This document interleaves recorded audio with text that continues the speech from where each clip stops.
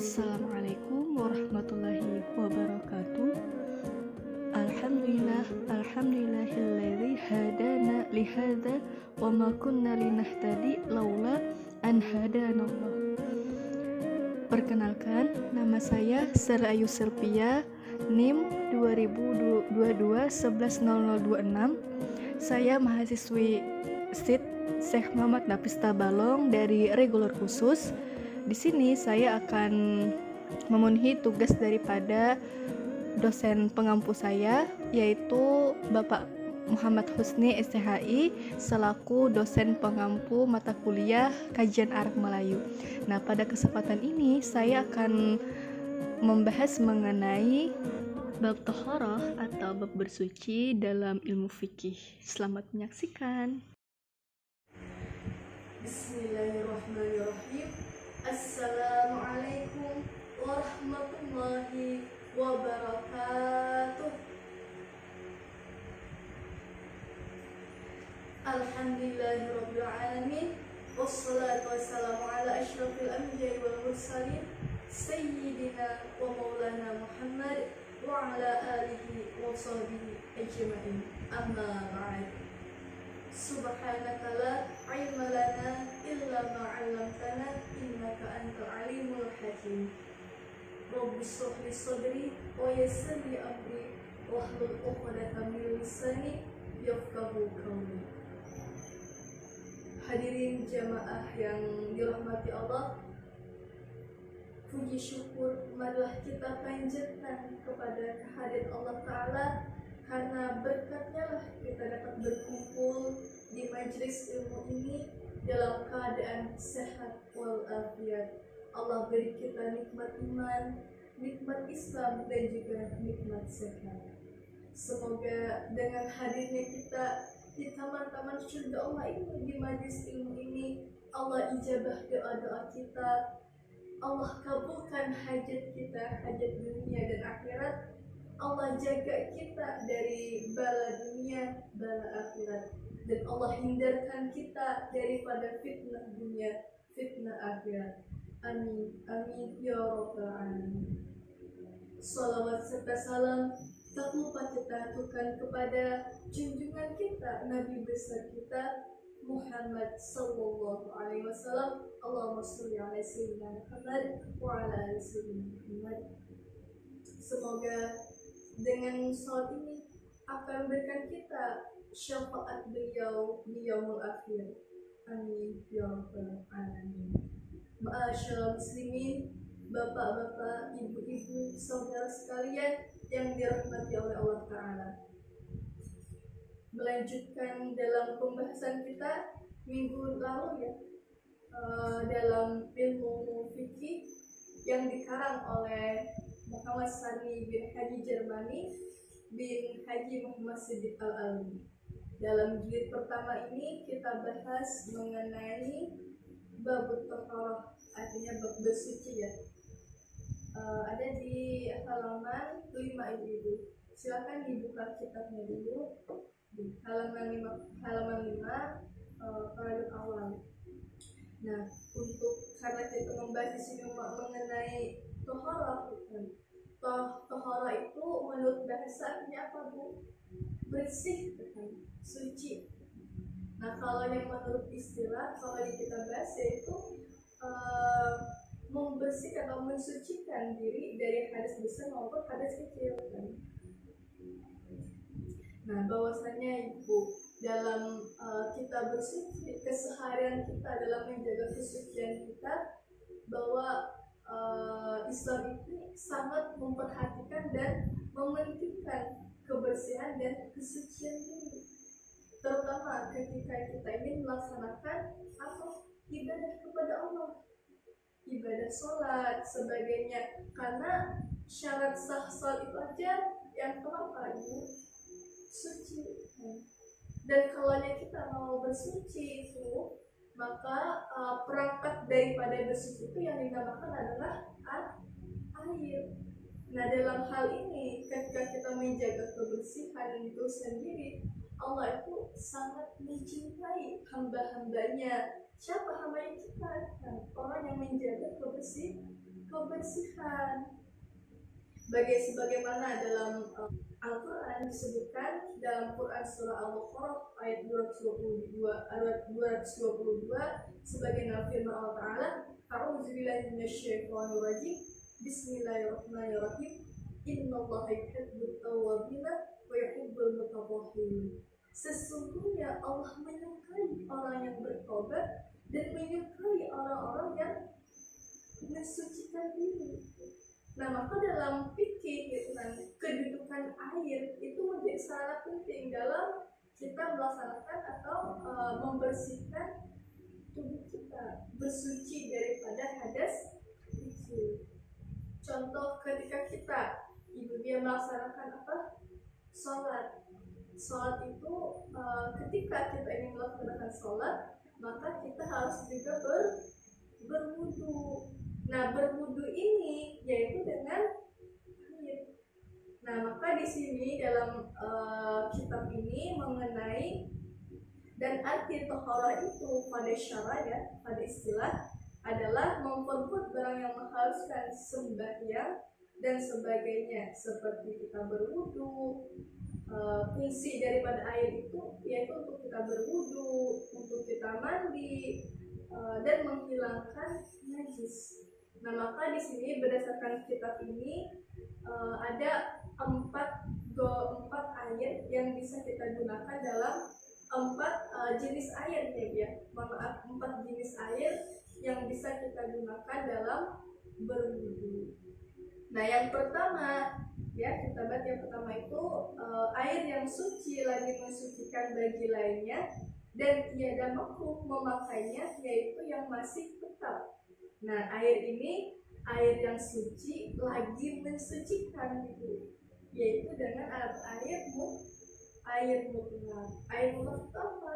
Air yang murni. Dan air yang sah dipakai untuk bersuci itu ada 7 bagian. Nah, ini termasuk daripada air mutlak, yaitu air hujan. Air hujan itu air yang suci ketika kita ingin berwudu.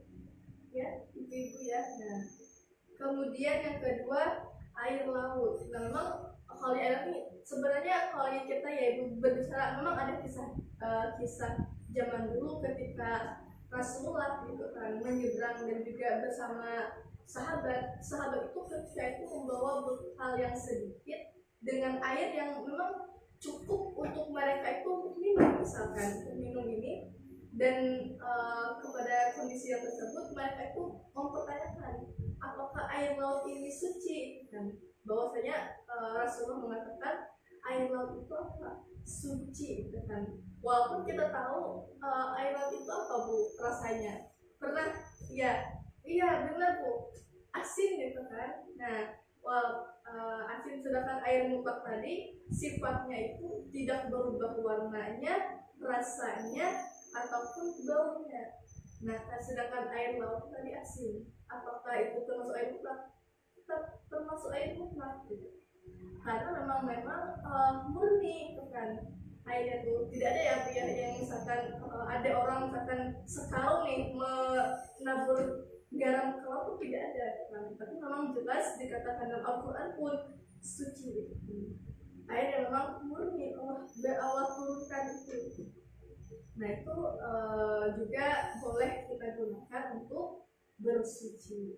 Kemudian yang ketiga air sungai, air telaga, air pancur, air buku. Air buku ini contohnya misalkan kayak ini Bu, air salju. Nah, mungkin di daerah kita tidak ada ya Bu ya. Memang di negara luar sana memang yang menghasilkan ada air salju gitu kan. Nah, air salju itu memang ya seperti air sebagaimana turunnya dari langit kan, cuma bentuknya itu cuma kayak es gitu kan, beku gitu. Tapi juga tetap dibolehkan untuk bersuci. Kemudian juga ada air embun. Air embun ini biasanya pada pagi hari itu kan, pasti pagi hari. Sebenarnya air embun ini juga air yang turun dari langit seperti air hujan, cuman air hujan itu turunnya itu bisa deras kan. Nah, beda dengan air embun. Air embun itu apa? Cuma tetesan-tetesan aja yang biasanya menempel di daun, kan? Menempel di daun tersebut. Nah, tetesan-tetesan tersebut bisa kita gunakan untuk bersuci. Yang bukan dengan air embun, bisa ya. Nah, kemudian tadi sudah kita air mutlak. Kemudian yang kedua ada air suci mensucikan tetapi makruh digunakan, makruh dipakai di badan, dan tiada makruh untuk mensucikan kain atau baju, yaitu air yang tercampur panas matahari pada negeri yang panas. Nah, itu kalau kita, atau untuk air ini disebut sebagai air musyammas. Dari kata syam itu artinya apa Bu? Artinya matahari, itu kan musyammas, air yang terkena terik matahari. Nah, air musyammas. Nah, maka ini makruh hukumnya. Memang kalau yang makruh itu mengatakan tidak disarankan dan juga tidak dilarang, Bu. Boleh kita gunakan, tapi itu makruh hukumnya, sesuatu yang terlarang, karena itu akan bisa menimbulkan resiko pada kita. Bisa terkena apa, biasanya ada kan kulit yang memang tidak bisa terkena dengan matahari, terkena dengan panas, itu akan menyebabkan kayak penyakit kulit sangat merah-merah. Nah itu kenapa tidak disarankan, tapi tidak ada yang melarang kita bertanya itu. Memang bukannya air, bukan air ini kita rebus misalkan, itu bukan, tapi memang murni karena terkena matahari. Air itu murni, misalkan air yang misalkan dari hujan tersebut, tapi dia terkena pancaran terik matahari. Nah ini yang disebut sebagai air musyammas, makruh hukumnya kalau kita bersuci dengan air tersebut. Kemudian yang ketiga yaitu air suci tetapi tidak mensucikan, ya, yaitu air yang telah dipakai pada mengangkatkan hadas atau menghilangkan najis, dan air itu yang berubah sifatnya dan yang tercampur barang sesuatu yang suci. Artinya air ini air yang suci tetapi tidak mensucikan. Contoh, ini ada air murni, ini air penggunaan. Air murni tersebut tercampur dengan barang sesuatu, misalkan air plus kopi misalkan, jadi apa? Air kopi. Nah, maka ini tidak sah dipakai untuk bersuci, walaupun dari awalnya murni, bukan air murni, tapi karena tercampur daripada kopi tersebut, nah itu menjadi air suci tetapi tidak mensucikan. Tidak boleh kita menggunakan air itu. Misalkan Pak beli kopi misalkan, nah tidak bisa seperti itu teman ibu ya. Nah, kemudian yang keempat lagi, air yang kena najis padahal air itu kurang daripada 2 kula atau 1/2 kula, tetapi sesudah tercampur najis kepadanya maka berubahlah sifatnya. Nah, ini yang disebut sebagai air yang bukan najis, gitu. Nah, ini yang perlu kita hati-hati. Harusnya di kamar mandi kita itu memiliki kolam untuk penampungan air yang bisa kita mandi. Nah, itu haruslah mencapai sebagaimana batas tertentu. Kalau kurang daripada 2 kula ini sebenarnya ada disebutkan di sini pada bejana yang bundar lebarnya sehasta berkeliling. Jadi ketika persegi berkeliling, nah dan di dalamnya itu 2,5 hasta, atau dari kolam tersebut misalkan persegi itu harus bisa mencapai dengan batas tertentu. Batas tersebut berapa, Bu? 2 kula itu sebanyak berapa kira-kira? 2 kula ya, berarti 216 liter. Nah, kalau mencapai 2 kula tersebut aman kita, Bu. Kalau terkena kotoran najis, misalkan ada cicak, dari cicak itu jatuh tai cacat itu akan jatuh ke tersebut. Maka itu sebenarnya kalau yang kurang daripada 20 lah, kurang dari 216 liter tadi, maka itu tidak bisa kita gunakan untuk bersuci karena itu terkena najis. Tapi kalau yang kita di dalam kamar mandi kita itu lebih dari 20 lah, kan? Lebih daripada 216 liter tadi, maka itu bisa kita gunakan untuk berwudu. Nah, maka di sini yang perlu kita perhatikan sama-sama, Bu, tiap-tiap air yang kurang daripada 20 lah, kalau kita ingin berwudu, kita tuh bisa pakai apa, Bu? Cebok itu kan, ada kan cebok. Nah, kita bisa menggunakan dengan cebok tersebut untuk berwudu. Dan ketika kita berwudu, bekas kita berwudu ini jangan sampai titipkan ke bejana yang lain. Misalkan kita punya ember nih, ember. Nah, ketika kita ingin mencebok tersebut untuk berwudu, juga kita harus hati-hati. Jangan sampai titipkan ini tadi bekas kita berwudu titipkan ke ember kita tadi. Nah, itu bisa air yang tadi tercampur dengan darah yang seperti. Maka juga perlu kita perhatikan di sini. Nah, tapi jika keran air tersebut lebih dari 20 lah, boleh kita itu coba kita celup misalkan, karena itu lebih dari 20 dan itu sah dipakai untuk bersuci. Dan jangan pula titipkan.